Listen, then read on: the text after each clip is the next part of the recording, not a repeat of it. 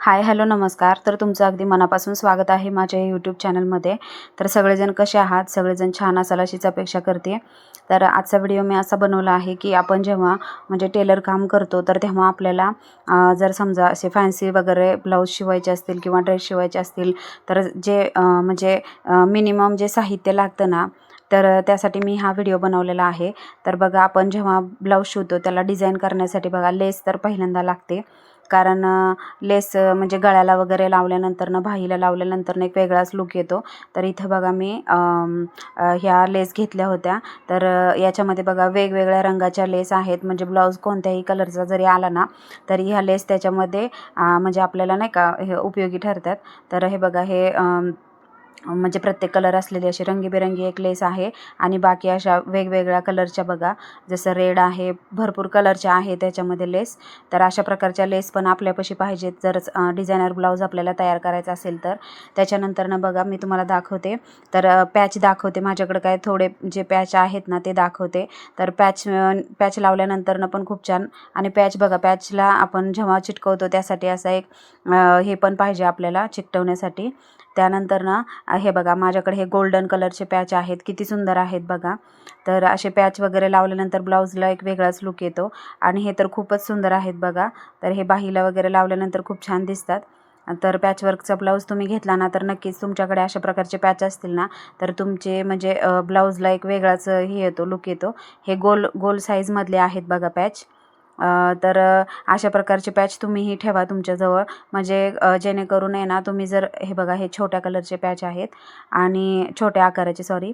तर अशा प्रकारचे पॅच वगैरे तुमच्याकडे असतील ना तर तुम्ही नक्कीच ब्लाऊज एक म्हणजे डिझाईन तयार करू शकता ब्लाऊजला. आणि त्याच्यानंतरनं कसं आहे, आपण जेव्हा ब्लाऊज शिवतो सुरुवातीला तर ते आपण साध्या ब्लाऊजने सुरुवात करतो. हे बघा, अशा प्रकारची लेस पण आता खूप व्हायरल आहे. अशा प्रकारची लेससुद्धा तुमच्यापाशी ठेवा. त्यानंतरनं हे बघा, अशा प्रकारचे जे लांब आहेत लटकन, काय काय ह्यांना बघा खूप मोठे लटकन आवडतात. म्हणजे तुम्ही समजा घागरा वगैरे शिवत असाल तर त्यालासुद्धा अशा प्रकारचं लटकन लावल्यानंतरनं खूप छान दिसतं, दोरी लावल्यानंतरनं. आणि हे बघा, हे मी म्हणजे घेतलेले होते. काय काय लेडीजला आहे ना ते आपण जे तयार करतो ना ते लटकन आवडत नाहीत, असे तयार लटकन आवडतात.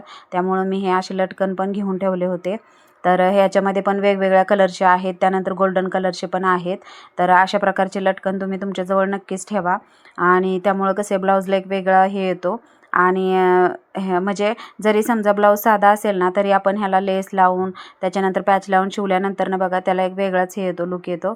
आणि ह्या अशा प्रकारच्या टिकल्या पण आहेत माझ्याकडे.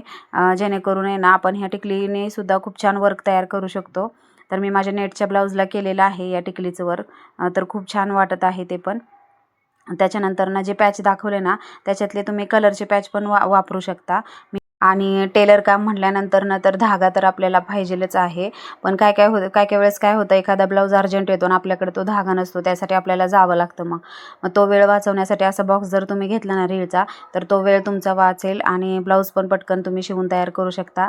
त्याच्यानंतर हुक आहे ना, तर हुकचं पण असंच प्रकारचं तुम्ही पॅकेट तुमच्या जवळ ठेवा. होलसेल रेटमध्ये जर तुम्ही घेतलं ना तर खूप स्वस्त भेटतात. तर तुम्ही नक्कीच हे असं साहित्य तुमच्याजवळ ठेवा. त्यानंतरनं मी तुम्हाला आता कलरमधला पॅच पण दाखवते माझ्याकडे जो आहे तो. तर हे बघा, आता मी तुम्हाला दाखवते. हे कलरमधले बघा, जे कोयरीच्या आकाराचे आहेत ना त्याच्यातले मोठ्या साईजचे हे पॅच पण आहेत माझ्याकडे. एवढेच राहिलेत कलरमधले. तर अशा प्रकारचं साहित्य तुमच्याकडे असेल ना तर नक्कीच तुमचा ब्लाऊज खूप छान होणार आहे. तर अशा प्रकारचं मिनिमम साहित्य तर तुमच्याकडे म्हणजे असायलाच पाहिजे. तर नक्कीच असं साहित्य तुम्ही तुमच्याजवळ ठेवा जर तुम्ही टेलर काम करत असाल तर. तर बघा, त्याच्यातलाच एक कोयरी आकाराचा आहे ना हा वेगळा आणि ब्लू कलरचा पॅच होता हा माझ्याकडे. तर हा व्हिडिओ तुम्हाला कसा वाटला मला कमेंट्स करून नक्की सांगा. आणि माझे व्हिडिओ तुम्हाला आवडत असतील ना तर नक्कीच चॅनलला लाईक करा, शेअर करा आणि सबस्क्राईब करायला विसरू नका. चला तर मग भेटूया नेक्स्ट व्हिडिओमध्ये. तोपर्यंत बाय.